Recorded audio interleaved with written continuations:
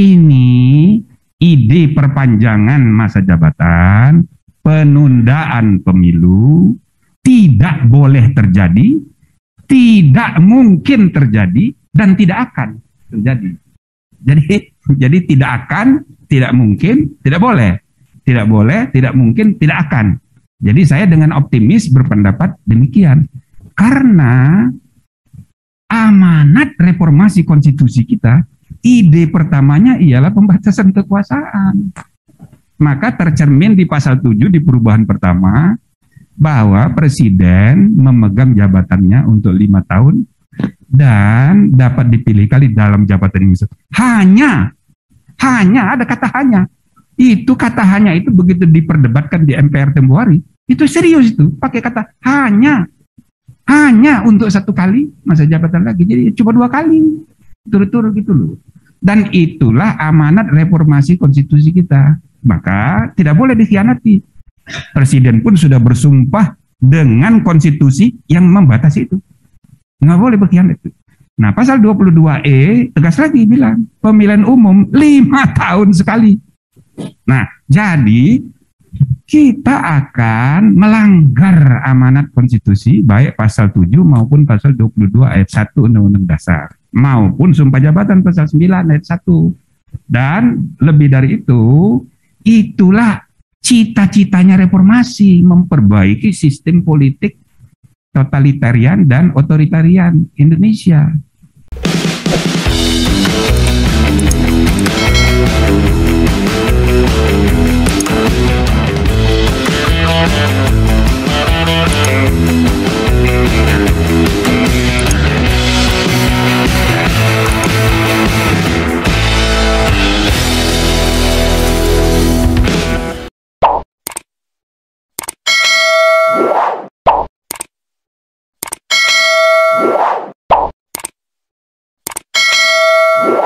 Saya kira semua penulis ini kalau dibaca isinya menggambarkan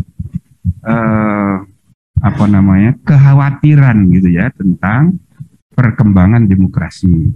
Dan ini sesuatu yang baik. Kenapa? Karena gelombang regres kemunduran demokrasi juga berlangsung bukan cuma di Indonesia gitu loh. Di seluruh dunia sedang terjadi pergolakan. Nah, ditambah lagi dengan adanya COVID pandemi yang dalam sejarah umat manusia belum pernah kejadian selama ini. Dan ini pun dimanfaatkan untuk membuat keputusan-keputusan yang counterproduktif terhadap peningkatan kualitas dan integritas demokrasi itu sendiri. Dan ini terjadi di seluruh dunia. Misalnya gejala 3 periode itu bukan cuma di kita, maka ada istilah third termism. Di banyak negara mulai tahun 90-an termism itu berkembang. Banyak yang berhasil tapi banyak yang berdarah-darah. Tapi semuanya pun walaupun berhasil ya memperpanjang jabatan jadi 3 periode, tidak satu pun negara-negara itu masuk kualifikasi demokrasi yang bermutu. Enggak masuk. Nah, lebih dari itu negara-negara besar ada timbul juga kecenderungan election, ya kan? Election tapi tanpa pergantian kekuasaan. Jadi beberapa kali saya diundang menjadi pemantau internasional, contoh misalnya di Kamboja. Perdana Menteri Hun Sen itu sejak tahun 93 sampai sekarang lancar dia menang pemilu terus. Pemilunya bagus, pemilunya berkualitas secara pemilu. But democracy is not just about election. Itu loh, sistem politik itu bukan hanya urusan pemilu saja. Jadi pemilunya 5 tahun sekali, tapi Perdana Menterinya sampai kiamat nggak akan ganti, sampai dia meninggal. Gitu loh. Kenapa? Karena ada mekanisme yang dibuat sedemikian rupa, demokrasi, democratic election tanpa pergantian kekuasaan. That's not democracy. Demokrasi itu intinya ada pergiliran. Nah, kemudian yang lain adalah, saya jadi pemantau juga di Rusia, pilpres yang terakhir. Dia terpilih dengan sangat populer, 76% dengan 8 capres. 76%. Karena Putin itu sangat populer, padahal sudah dibatasi 2 periode, tapi tidak ada pembatasan yang tegas untuk kalinya. Sehingga sesudah 2 periode dia jadi Perdana Menteri sebentar, capres lagi, sudah terpilih keempat kali. Maka diperkirakan dia akan menjadi presiden seumur hidup juga. Jadi election, but no demokrasi. Gitu kan? Tidak ada pergantian kekuasaan. Hal yang sama terjadi di semua sistem politik. Presidentil, semi-presidentil, parlementer, kayak Erdogan. Berusaha juga untuk begitu. Tapi yang lebih tegas lagi adalah Xi Jinping. Sudah dikukuhkan dia menjadi presiden seumur hidup. Persis yang pernah kita alami tahun 63. TAP MPR nomor 3 tahun 1963 mengukuhkan presiden kita, Soekarno, sebagai presiden seumur hidup. Artinya, saudara-saudara, bisa kejadian lagi di Indonesia gitu loh. Maka buku ini menjadi penting untuk mengingatkan, ya. Nah, jadi saya apresiasi buku ini, tapi sambil mau sharing pada saudara-saudara sekalian. Sejak 3-4 bulan yang lalu, itu di paper saya gambarkan itu, saya sudah ngomong, ini ide perpanjangan masa jabatan, penundaan pemilu, tidak boleh terjadi, tidak mungkin terjadi, dan tidak akan terjadi. Jadi tidak akan, tidak mungkin, tidak boleh. Tidak boleh, tidak mungkin, tidak akan. Jadi saya dengan optimis berpendapat demikian. Karena amanat reformasi konstitusi kita, ide pertamanya ialah pembatasan kekuasaan. Maka tercermin di pasal 7 di perubahan pertama, bahwa presiden memegang jabatannya untuk 5 tahun, dan dapat dipilih kali dalam jabatan ini. Hanya ada kata hanya. Itu kata hanya itu begitu diperdebatkan di MPR tempo hari, itu serius itu, pakai kata hanya untuk 1 kali masa jabatan lagi, jadi cuma 2 kali turut-turut gitu loh.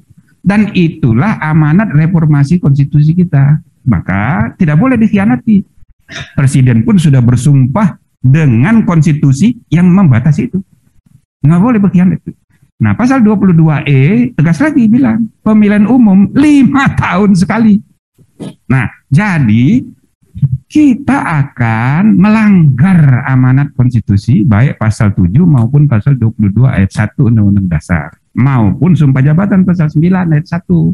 Dan lebih dari itu, itulah cita-citanya reformasi, memperbaiki sistem politik totalitarian dan otoritarian Indonesia.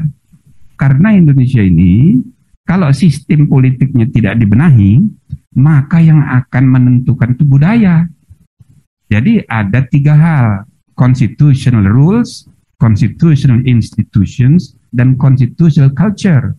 Budaya konstitusi kita ini feodal, kita ini republik, Bung.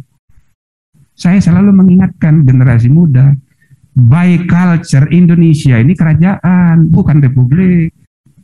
Oke? Di BPUPKI, supaya saudara tahu, tidak banyak pasal undang-undang dasar yang diputik. Tidak banyak. Karena mereka itu masih sama pikiran aspirasinya, ikhlas memikirkan kemerdekaan. Jadi nggak ada perdebatan yang sampai begitu rupa sehingga harus puting. Nggak banyak. Yang berat saja bentuk negara kesatuan atau federal, itu perdebatannya panjang sekali. Tapi begitu di BPUPKI, sepakat. NKRI, negara kesatuan dengan otonomi daerah. Selesai. Tapi begitu memperdebatkan soal republik atau bukan, itu ngotot 9 orang, saudara. Udah ketok-ketok meja. Saking ngototnya, solusinya cuma 1, puting. Maka pilihan republik atau kerajaan itu pakai puting. Maka saya selalu bilang, seandainya sebelum diputuskan dibikin referendum dulu, belum tentu republik menang. Kenapa? Republik itu bahasa apaan? Orang Jawa nggak ngerti, orang Sunda nggak ngerti. Nggak usah kan? Orang Madura kayak Pak Didi itu nggak ngerti juga tuh apa itu republik itu. Orang Aceh, orang Papua mana tahu, ya kan? Orang Sulawesi. Tapi kalau dibilang kesultanan, kerajaan, nah semua orang udah tahu. Jadi cognitive awareness rakyat Indonesia sudah ngerti. Dan itu adalah refleksi perilaku politik. Jadi waktu di voting cuma 6. yang memilih kerajaan, tapi tetap dia memilih kerajaan. Nah, yang memilih republik, nah itu yang elit, yang enlightened, educated. Itu 55 orang. 2 orang dan lain-lain. Satu memilihnya itu jumhuriyah, begitu ditanya apa maksudnya jumhuriyah? Ya pokoknya jangan kerajaan. Jumhuriyah itu bahasa Arab dari republik, republik juga. Satunya lagi imamah. Oh, itu kayak Syiah gitu loh. Nah, tapi nggak ada khilafah, nggak ada yang mikir-mikir khilafah. Itu kan ide kebelakangan itu. Nah, sedangkan yang satunya lagi tidak hadir. Jadi cuma 9 orang. Nah, jadi budaya politik kita ini kerajaan. Masalahnya sampai sekarang Indonesia Merdeka ini sudah terlembagakan secara benar belum ini republik? Belum. Itulah yang menjelaskan kenapa bahkan partai pun jadi dinasti. Semua partai, termasuk yang lahir sesudah reformasi, sama. Karena budaya kita masih feodal. Maka kita harus hati-hati dengan ide totemism. Harus dikawal. Maka fungsi buku ini, pencerahan dari generasi intelektual muda ini sangat penting. Tapi kita percaya akal sehat, the logic power, nurani manusia, the moral power, itu akan menuntun kita pada kebenaran. Bahwa yang benar itu yang udah disepakati. Dan memang saudara, ya, maka sejak awal saya optimis ini tidak akan pernah terjadi, tidak boleh terjadi, tidak mungkin terjadi. Mengapa? Saya membaca isu ini isu wacana. Di era post-truth sekarang, ya, harus dibedakan 2 realitas. Satu, realitas wacana, realitas ide. Yang kedua, realitas real reality yang tercermin dalam keputusan, dalam tindakan bernegara. Ini 2 hal ini bisa saling mempengaruhi. Wacana bisa mempengaruhi keputusan, keputusan bisa mempengaruhi wacana, tapi bisa juga dia jalan sendiri-sendiri. Wacana jalan sendiri untuk apa? Untuk permainan wacana. Oke? Laibun walahwun. Hidup ini permainan. Keputusan jalan sendiri. Jadi banyak di bidang politik ini sekarang. Yang diputuskan A, yang diomongkan B. Yang dibicarakan C, tapi yang diputuskan Z. Hati-hati saudara-saudara dalam melihat kenyataan ini. Jadi ada 2 realitas. Dulu Tom Friedman pernah bilang, realitas media and realitas real. Itu urusan hubungan media dengan realitas. Yang saya bicarakan ini adalah hubungan antara discourse reality dengan action reality. Bernegara itu bukan wacana. Bernegara itu adalah keputusan-keputusan. Siapa yang membuat keputusan? Kadang-kadang cukup 5 orang. Maka wacananya ini A, tapi keputusannya Z. Kita ribut mau bertengkar di urusan A, padahal yang diputuskan Z. Nah, maka kita mesti kritis. Misalnya ada undang-undang cukup 7 orang saling telepon, tak, dalam seminggu, jadi. Ada, sudah terjadi. Nah, maka para aktivis muda harus kritis ini, harus hati-hati. Sehingga menurut saya, isu 3 periode, isu tunda pemilu sebenarnya ini hoax. Iya kan? Dan lagi pula sekarang ini sudah turun. Bagaimana sudah turun? Pertama, untuk kemungkinan perubahan konstitusi. Tidak mungkin. Tadi Pak Lanyala bilang, DPD tidak mungkin mendukung. Dan mayoritas partai, nggak ada yang mendukung. Cuma kalau ditanya, ya nggak enak, dia diam aja. Baru akhir-akhir ini eksplisit PDIP. Tegas, Gerindra, apalagi? Karena dia punya calon. Kalau ditunda, kapan lagi? Umur udah 70, masa ditunda-tunda? Maka ada 2 golongan partai. Partai yang udah siap, 1, partai oposisi, dua-duanya itu sama pendapatnya, tidak mau ditunda. Tinggal partai yang belum siap, nah bermain di sektor wacana, supaya elektabilitas di survei naik dulu, gitu. Oke? Nah, sedikit lagi ya, itu satu. Nah, yang kedua, perubahan undang-undang mungkin nggak? Tidak mungkin. RUU pemilu sudah dikeluarkan dari prolegnas, tidak mungkin. Dan mau masuk lagi itu tidak mudah. Apa bisa dengan perpu? Dipaksakan dengan perpu? Bisa saja. Tapi pemerintah enggak. Tidak itu desainnya. Nah, yang ketiga, ini ada pembicaraan para pejabat yang harus kita jadikan pegangan. Pejabat yang menangani. Bukan pejabat urusan lain, misalnya urusan investasi. Sekarang ini saudara ada gelombang fenomena deinstitusionalisasi politik. Jadi tidak melembaga politik kita karena campur baur tweet pribadi seorang menteri dengan tweet institusi. Itu campur aduk. Oke? Maka omongan dari seorang menteri di bidang investasi itu tidak bisa dijadikan rujukan. Kalau urusan begini, itu Menteri Dalam Negeri. Karena sudah rapat dengan Komisi 2. Sudah ada tahapan pemilu yang sudah disepakati. Tanggal 1 Agustus mulai pendaftaran peserta pemilu. Ya kan? Nah, lalu akhirnya nanti 20 Oktober. Jadi sebenarnya tinggal diketok palu terakhir oleh KPU. Jadi prosesnya itu jangan kira-kira seminggu kemudian bisa diubah-ubah. Enggak bisa dong, ini kan sudah dibicarakan resmi. Nah lagi pula, ini terakhir nih, saya kasih dari segi hukum ya. Akhirnya hukum itu, finalnya itu di putusan pengadilan.